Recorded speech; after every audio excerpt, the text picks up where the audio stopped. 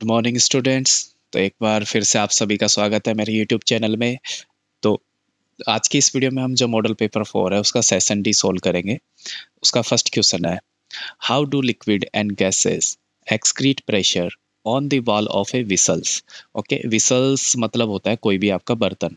तो जब आप बर्तन के अंदर कोई भी लिक्विड या गैस को भरते हो तो आपको ये बताना है कि वो लिक्विड और गैस है ना, बर्तन की दीवारों पर, साइड की जो दीवारें होती है उन पर भी फोर्स लगाते हैं। तो देखो, liquid and gas excrete pressure on the wall of A whistle, कि लिक्विड और गैस जो होते हैं वो जो भी बर्तन होगा उसकी साइड की वॉल पे भी प्रेशर लगाते हैं। बिकॉज क्योंकि देयर पार्टिकल्स ऑलवेज मूविंग, क्योंकि जो लिक्विड्स होते हैं ना उनके पार्टिकल हमेशा मूव करते रहते हैं, भले ही लिक्विड हो या गैस हो, उनके पार्टिकल्स हमेशा मूविंग कंडीशन में होते हैं। तो this particle collide with each other. अब ये पार्टिकल हमेशा मूव करते रहते हैं तो ये आपस में एक दूसरे से टकराएंगे भी, एक दूसरे पे कोलाइड होंगे। फिर and also strike the wall of the vessel, और ये आपस में टकराते टकराते क्या करते हैं, जो भी बर्तन होता है उसकी साइड की दीवार पे भी टक्कर मारते हैं। ठीक है। Due to this collisions, this is due to this continuous collision, तो लगातार टकराने की वजह से और जो साइड में बर्तन की वॉल है उस पर लगातार हिट करते रहने से pressure is produce on the wall, तो जो बर्तन के साइड की वॉल है उस पर भी प्रेशर लगने लग जाता है। This pressure is exerted in all direction inside the vessel, और ये जो भी बर्तन होता है उसमें हर साइड पे ये प्रेशर लगता है। ठीक है, इसे थोड़ा और अच्छे से समझ लो। ये देखो, हमारा कल का क्वेश्चन था, ये तो हो गया। ओके, सपोज करो एक स्टोन है, ओके, एक पत्थर है वो रखा हुआ है। ओके, अब ये पत्थर मान लो किसी धरती पे रखा है तो ये पत्थर सिर्फ नीचे की साइड फोर्स लगाएगा। इसे प्रूव कैसे करोगे? तो देखो, ये सिर्फ नीचे की साइड फोर्स लगा रहा है, फोर्स ही प्रेशर होता है ना, प्रेशर भी एक काइंड ऑफ फोर्स है। तो ये नीचे की साइड ही प्रेशर लगाएगा। तो इस पत्थर में आप एक छेद करो, छेद करने के बाद यहाँ पर एक बलून लगा दो, तो आप देखो कि वो बलून जैसा है वैसा ही रहेगा, फूलेगा नहीं। अब दूसरा केस ये सोचो आप कि एक कोई डब्बा है या कोई बॉटल वगैरह है। ओके, अब ये बोतल में साइड में एक छेद करो और यहाँ पर एक बलून लगा दो। फिर क्या होगा कि जैसे ही आप इस बर्तन में पानी भरोगे, ओके, कोई भी लिक्विड भरोगे, तो आप देखोगे कि ये बलून फूल जाएगा। तो इसका मतलब, तो पत्थर के केस में तो बच्चों ये बलून फूला नहीं था। मतलब पत्थर क्या करता है, सिर्फ नीचे की साइड फोर्स लगाता है, साइड में फोर्स नहीं लगा रहे जो स्टोन के पार्टिकल्स है वो। और यहाँ पर जो लिक्विड के पार्टिकल्स है ये साइड में भी प्रेशर लगा रहे हैं, तो इस प्रेशर की वजह से ये बलून फूल जाता है। तो हो सकता है ये कॉन्सेप्ट इस एग्जाम्पल से तुम्हारा क्लियर हो गया होगा।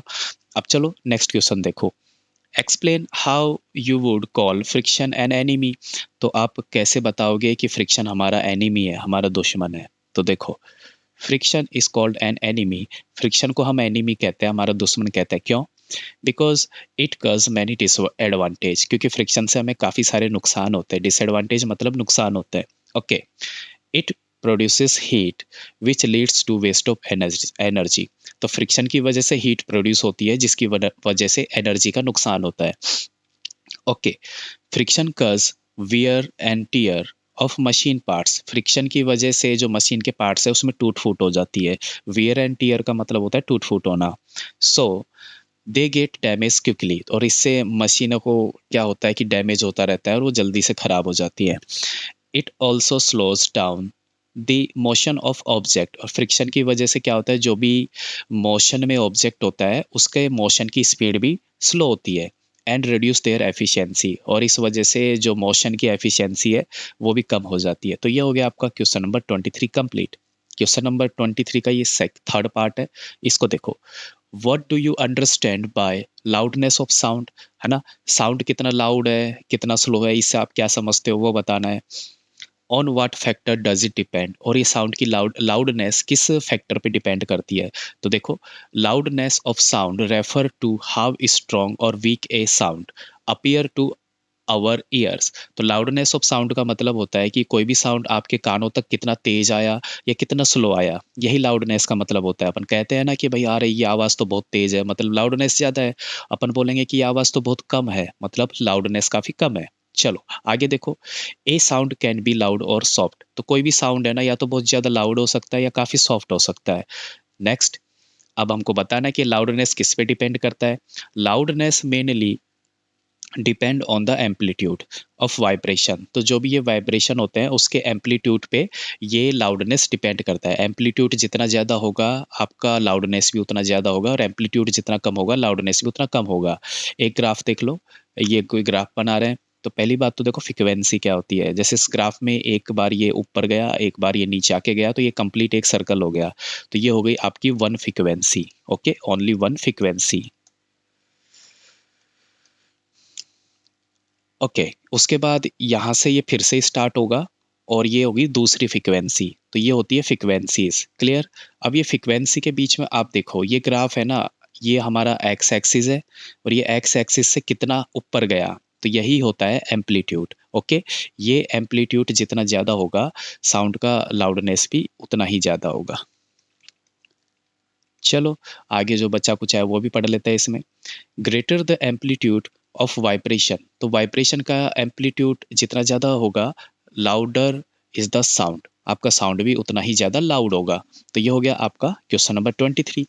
अब क्वेश्चन नंबर 20 का जो और वाला सेक्शन है उसको हम करेंगे। तो 23 का फर्स्ट और वाले सेशन में क्या है? A blacksmith hammer a hot piece of iron while making a tool. Okay, तो जो ब्लैक स्मिथ होता है मतलब लुहार होता है, वो क्या करता है? हैमर्स मतलब हथौड़ा मार रहा है किस पे? एक गरम लोहे के टुकड़े पे। A hot piece of iron. तो how does the impact affect the piece of iron? तो जो हथौड़ा मारने पे जो इम्पैक्ट हो रहा है ना, उससे लोहे के टुकड़े पे क्या फर्क पड़ रहा है वो हमको बताना है। तो देखो, when a blacksmith hammers a hot piece of iron, तो जब भी एक ब्लैक स्मिथ है ना गर्म लोहे को या हॉट आयरन को हैमर करता है, उस पर हथौड़ा मारता है, the force of impact change the shape of the iron. तो हथौड़ा मारने की वजह से जो फोर्स पड़ रहा है और उस फोर्स की वजह से जो इम्पैक्ट आ रहा है, तो उससे क्या होगा भाई, जो आयरन है वो अपनी शेप चेंज कर लेगा। Next, the hot iron become soft, इससे जो गर्म लोहा है वो सॉफ्ट हो जाता है। So it can be easily moulded into the required shape. और जब आपका आयरन है वो सॉफ्ट हो जाएगा तो उसे आप अपनी मनपसंद शेप में चेंज कर सकते हो। ओके, अब चलते हैं नेक्स्ट क्वेश्चन पे। नेक्स्ट क्वेश्चन भी और वाला पार्ट है 23 का सेकंड।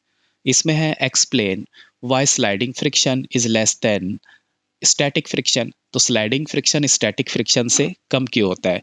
तो स्टैटिक मतलब जो चीज़ एक जगह खड़ी है उस पर स्टैटिक फ्रिक्शन काम करेगा, और कोई चीज़ फिसल रही है स्लाइड कर रही है तो उस पर स्लाइडिंग फ्रिक्शन काम करेगा। तो हमको ये बताना है कि स्लाइड फ्रिक्शन है ना स्टैटिक फ्रिक्शन से कम होता है। तो इसे थोड़ा सा ईजी लैंग्वेज में समझ लो बच्चों। तो देखो, ये एक बॉक्स है ना, कोई भी बड़ा पत्थर का टुकड़ा है एक जगह रखा है। तो आप इसे जब धक्का लगाओगे, जब आप इसे फोर्स लगाओगे, तो इसको हिलाना थोड़ा मुश्किल होता है। ठीक है, अब सपोज करो कि ये एक दूसरा बॉक्स है, ये क्या कर रहा है? ऑलरेडी मूव कर रहा है, ऑलरेडी मूव कर रहा है। ओके, और अगर कोई ऑलरेडी मूव कर रहा है तो उसको आप धक्का लगाओगे तो आप इजीली उस पे धक्का लगा सकते हो। थोड़ा सा धक्का लगाओगे तो वो मूव करता रहेगा। ओके, तो ये एक जगह रखा था तो इस पे तो स्टैटिक फ्रिक्शन काम कर रहा है। ओके, और स्टैटिक फ्रिक्शन होता है ज़्यादा, इसलिए आपको ज़्यादा दम लगाना पड़ता है, ज़्यादा फोर्स लगाना पड़ता है। और ये चीज़ ऑलरेडी स्लाइड कर रही है। ओके, तो स्लाइड कर रही है तो इसका मतलब इस पे स्लाइड फ्रिक्शन काम करेगा। तो इस पे आप थोड़ा सा भी फोर्स लगाओगे तो आप इसे इजीली मूव कर सकते हो। तो देखो, sliding friction is less than static friction. Sliding friction है वो स्टैटिक फ्रिक्शन से कम होता है, because more force is needed to start the motion of an object. Okay, क्योंकि आप किसी भी ऑब्जेक्ट को जो एक जगह रखा हुआ है और उसे मोशन में लाना चाहते हो तो आपको ज़्यादा फोर्स लगाना पड़ेगा then to keep it moving. और अगर कोई ऑलरेडी मूव कर रहा है तो उसको मूव करते रहने के लिए आपको कम फोर्स लगाना पड़ेगा। आगे देखो, once the object start sliding, जब एक बार ऑब्जेक्ट है ना स्लाइड करना शुरू शुरू कर देगा, फिसलना शुरू कर देगा, तो क्या होता है? The contact between the surface become less tight, है ना। तो ये जो बॉक्स है, अब ये स्लाइड कर रहा है, तो इसका मतलब इसका है ना जो अपने नीचे वाली जमीन से अपने नीचे वाले कोई भी सरफेस है उससे कांटेक्ट है ना लूज हो जाता है। तो कांटेक्ट लूज हो गया तो आपको कम फोर्स लगाना पड़ेगा। आगे देखो, therefore less friction act when the object is already moving. तो जब भी कोई ऑब्जेक्ट ऑलरेडी मूव कर रहा होता है तो उस पर कम फ्रिक्शन काम करता है, लेस फ्रिक्शन काम करता है, इसलिए आपको वहाँ पे कम फोर्स लगाना पड़ता है। तो आई होप बच्चों ये क्वेश्चन आपको समझ में आया होगा, और ये क्वेश्चन इंपॉर्टेंट है, सीधा एग्जाम में आ जाता है ना, तो इसे अच्छे से कर लेना। अब नेक्स्ट स्लाइड पे चलते हैं। क्वेश्चन नंबर 23 का थर्ड, ये भी और वाला पार्ट है। तो देखो, lightning and thunder occur simultaneously in the sky. जो भी लाइटनिंग मतलब आपकी बिजली है और जो लाइट का साउंड है, ये आपको है ना आकाश में ये एक साथ आते हैं, है ना, लाइटनिंग और थंडर एक साथ आता है, ठीक है। बट लेकिन होता क्या है, we hear the thunder later whereas lightning is seen first. लेकिन हमें क्या होता है कि जो लाइट है ना वो तो पहले दिख जाती है और जो साउंड है वो बाद में आता है। जैसा बच्चों आपने फील किया होगा, मान लो कभी बारिश का टाइम होता है तो आपने देखा होगा पहले बिजली दिखती है, आपको बिजली पड़ते हुए दिखती है और उसके करीब 10 से या 15 सेकंड बाद आपको उस बिजली का साउंड आता है। तो यही क्वेश्चन है भाई, लाइटनिंग तो आपको पहले दिख जाती है बट जो थंडर है साउंड आपको बाद में क्यों आता है, ठीक है। तो इसका सीधा सा आंसर ये है, देखो लाइट की स्पीड फास्ट होती है इसलिए वो पहले दिख जाती है और जो साउंड है उसकी स्पीड स्लो होती है इसलिए साउंड बाद में आता है। भले ही वो दोनों चीज़ें ऊपर एक साथ हुई हो, है ना, लेकिन लाइट की स्पीड ज़्यादा है तो वो हम तक पहले आती है और साउंड की स्पीड स्लो है तो वो हम तक बाद में आता है। तो देखो, lightning and thunder occur at the same time in the sky. तो जो लाइटनिंग होती है, बिजली चमकती है और उसका जो साउंड है ऊपर आकाश में तो एक साथ ही होता है। But light travel much faster than sound. लेकिन लाइट की स्पीड है ना साउंड से कहीं ज़्यादा होती है। So we see the lightning almost immediately. तो हम लाइट को तो तुरंत देख लेते हैं but sound travel slow through air. लेकिन साउंड है ना वो एयर में होकर थोड़ा स्लो ट्रेवल करता है। So thunder reaches our ear after some time. तो इसलिए जो भी लाइटनिंग का साउंड है वो हमारे कानों तक थोड़ा लेट पहुंचता है। बस ये हो गया इसका आंसर। तो ये है बच्चों आपका नेक्स्ट क्वेश्चन नंबर 24।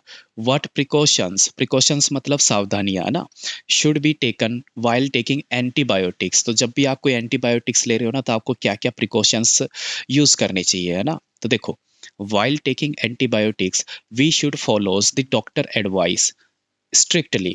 तो एंटीबायोटिक्स आप ले रहे हो, आपकी दवाओं में एंटीबायोटिक्स है तो आपको पहली बात तो डॉक्टर ने जिस हिसाब से बताया उस हिसाब से ही लेना चाहिए। Okay, antibiotic should be taken in the correct dose. और एंटीबायोटिक से आपको डॉक्टर ने बोला है कि भाई एक गोली लेनी है तो एक ही गोली लेनी है, उससे ज़्यादा नहीं लेनी। And for the full course. Okay, हाँ, तो जो भी आपका पूरा कोर्स है दवाओं का तो उसमें डॉक्टर ने जिस हिसाब से बताया है उतनी लिमिट में ही आपको वो एंटीबायोटिक्स लेनी है। Even if we feel better, अगर हम अच्छे से फील कर रहे हैं तो भी। They should not be taken without prescription. Okay, तो बिना किसी सुझाव के या बिना डॉक्टर को दिखाए आपको एंटीबायोटिक्स नहीं लेनी चाहिए। ऐसा नहीं कि आप सीधे मेडिकल पे गए, एंटीबायोटिक लिया और यूज करने लग गए। तो नेक्स्ट है, antibiotic should not be use for common cold और वायरल डिजीज। और एंटीबायोटिक्स मान लो नॉर्मल आपको अगर सर्दी जुकाम हो जाता है तो उसमें सीधे आपको भाग के एंटीबायोटिक्स नहीं लेना चाहिए। तो ये सारी प्रिकॉशंस आपको यूज करनी चाहिए जब भी आप एंटीबायोटिक्स यूज कर रहे हो। तो बच्चों ये है आपका क्वेश्चन नंबर 24 और ये इंपॉर्टेंट है, एग्जाम में सीधा आता है ये उठ के। तो देखो क्या है ये, एक्सप्लेन मायोपिया एंड हाइपरमेट्रोपिया, है ना। पहले तो आपको ये बताना है कि मायोपिया क्या है और हाइपरमेट्रोपिया क्या है और फिर इसके आपको कारण भी बताना है कि किस वजह से होता है। तो पहले देखो हम चेक करते हैं कि मायोपिया क्या है। ओके, मायोपिया का दूसरा नाम शॉर्ट साइटनेस भी होता है, तो इस नाम से भी ये आ जाता है। तो इसमें रीड करते हैं हम, is a defect in which a person can see nearby object clearly but cannot see distant object clearly।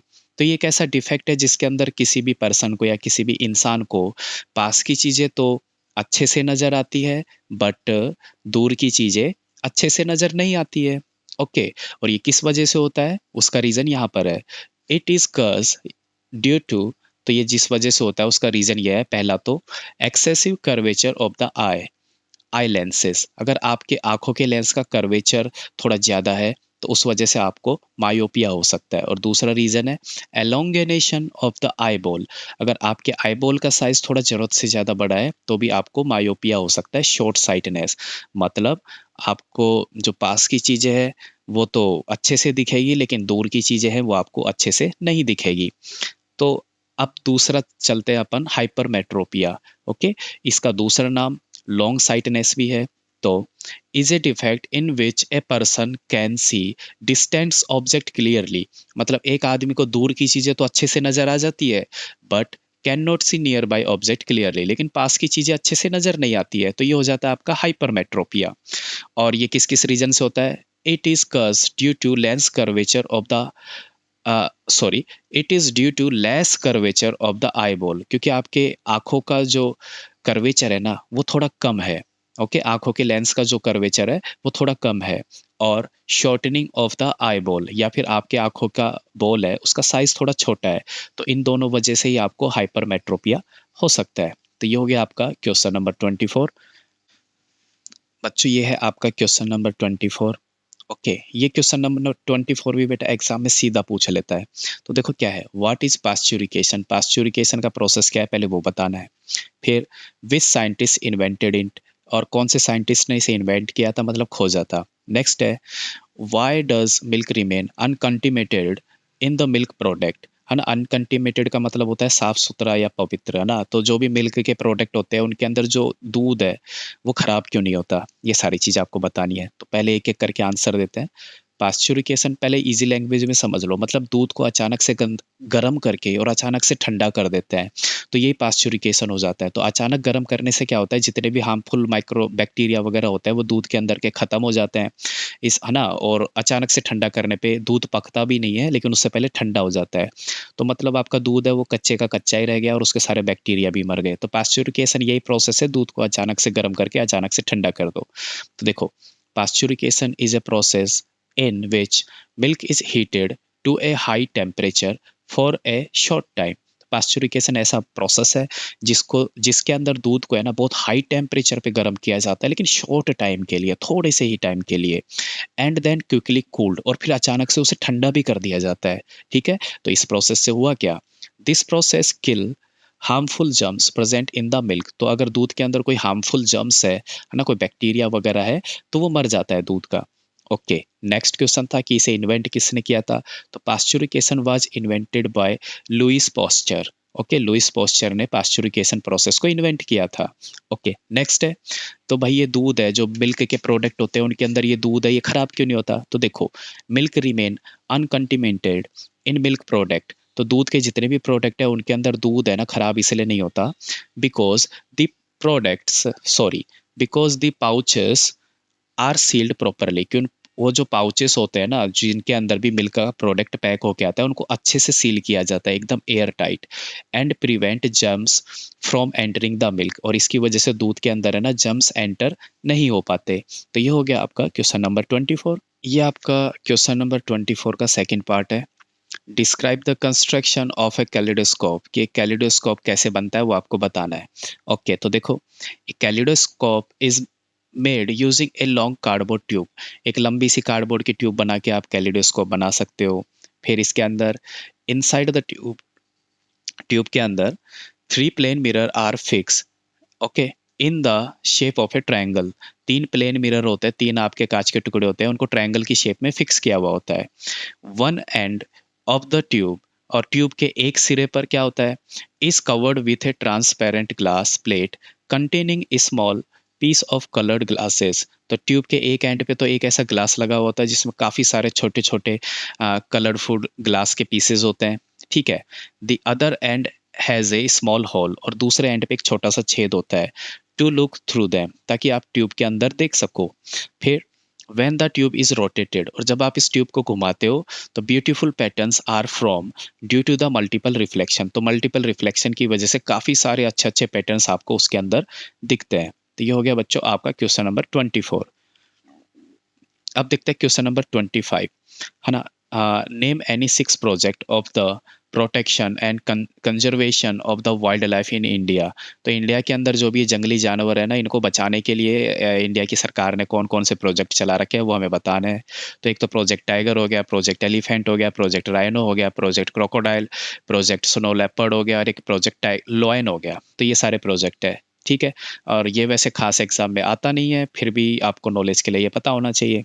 Next question 25 का सेकेंड। ओके, ये देखो, why do growing teenagers get acnes and pimple. तो ये जो भी टीनेजर्स होते हैं जो ग्रो होते हैं, तो उनके चेहरे पे है ना ये कील फुंसी मुहासे वगैरह ये आ जाते हैं, पिंपल्स और मुहासे वगैरह हो जाते हैं, फोड़े फुंसी। तो ये क्यों होते हैं। ओके, तो देखो, ग्रोइंग टीनेजर्स गेट एंसेस और पिंपल्स, तो जो भी बच्चे बड़े होते हैं उनके चेहरे पे पिंपल्स वगैरह फुंसी वगैरह हो जाती है। तो ड्यू टू हार्मोनल चेंज। ये इस वजह से होता है क्योंकि आपके अंदर अब हार्मोन चेंज हो रहे हैं। ओके, और हार्मोन चेंज कब होते हैं? During adolescence. जब एडल्सेंस का स्टेज चल रहा होता है तब आपकी बॉडी में हार्मोनल चेंज होते हैं, और उसी की वजह से जो बच्चे होते हैं, टीनेजर्स होते हैं, उनके चेहरे पर फुंसी, एंसेस और पिंपल्स आ जाते हैं। तो these hormonals make the oil glands in the skin more active. तो आपके बच्चों स्किन के अंदर है ना ऑयल ग्लैंड्स होती है जो कि ऑयल प्रोड्यूस करती है। ओके, तो जब ये हार्मोन रिलीज होगा तो आपकी जो ऑयल ग्लैंड्स है ये ज़्यादा एक्टिव हो जाएगी, ज़्यादा ऑयल रिलीज करने लग जाएगी आपकी स्किन पे। फिर क्या होता है? Extra oil blocks the pores of the skin. तो ये एक्स्ट्रा ऑयल की वजह से आपके स्किन पे जो छोटे छोटे पोर्स होते हैं, छोटे छोटे छेद होते हैं, वो ब्लॉक हो जाते हैं। एंड कज पिंपल्स एंड एंसेस। तो और उसी की वजह से आपके चेहरे पर पिंपल्स और मुहासे वगैरह हो जाते हैं, दाग धब्बे वगैरह, फुंसी वगैरह हो जाती है। ओके, तो जैसा कि साइड के डायग्राम में देख लो, ये वाला एक हेल्दी स्किन है, मतलब यहाँ पर कोई ऑयल वगैरह नहीं है। और जब हार्मोनल चेंज होता है आपकी बॉडी में तो क्या होता है, जो ऑयल वाली ग्लैंड्स होती है वो ज़्यादा ऑयल बनाने लग जाती है। सॉरी। और ये ज़्यादा ऑयल की वजह से वहाँ से बाल तो निकल के उठ जाता है, लेकिन अब ये ऑयल क्या करता है, एक पिंपल या फिर कोई फुंसी वगैरह की फॉर्म में यहाँ पर दिखने लग जाता है। ओके, नेक्स्ट देखो, नेक्स्ट क्वेश्चन पे चलते हैं अब। नेक्स्ट क्वेश्चन है, एक मिनट, हाँ ये रहा। आ, ये और वाला सेशन है। इसमें क्या है? Discuss the effect of deforestation on the following. मतलब डिफॉरेस्टेशन हो रहा है, आप जंगल को धमाधम काट रहे हो, तो उसकी वजह से ये वाइल्ड एनिमल्स हो गया एक तो, और एक विलेजेस हो गए आपके, और एक अर्थ हो गई। इन तीनों पे क्या फर्क पड़ेगा वो बताना है। तो पहले वाइल्ड एनिमल्स को देख लेते हैं। Due to deforestation wild animal lose their natural habit. तो जंगल काटने की वजह से जो जंगली जानवर होते हैं उनका जो नेचुरल हैबिट होता है, नेचुरल रहने की जगह होती है, वो खत्म हो जाती है। मैनी एनिमल्स डाई और are force to move another area. तो काफ़ी सारे जानवर तो मर जाते हैं, और काफ़ी सारे जानवर है वो मजबूर हो जाता है कि हम दूसरी जगह पे शिफ्ट हो जाएं। तो इससे क्या होता है? This disturb the balance of the nature. तो इससे नेचर का बैलेंस डिस्टर्ब होता है। ठीक है, अब डिफॉरेस्टेशन से विलेजों पे क्या असर पड़ता है वो देखना है। Deforestation leads to flood and soil erosion. Okay, तो डिफॉरेस्टेशन करोगे तो उससे बाढ़ आने का खतरा बढ़ जाता है, और मिट्टी का कटाव, सॉइल इरोजन, ये भी ज़्यादा होता है। तो विलेजेस में face problems like loose of fertile land. तो गांव में ये प्रॉब्लम हो सकती है कि उनकी जो फर्टाइल लैंड है, उपजाऊ जमीन है, वो खत्म हो जाती है।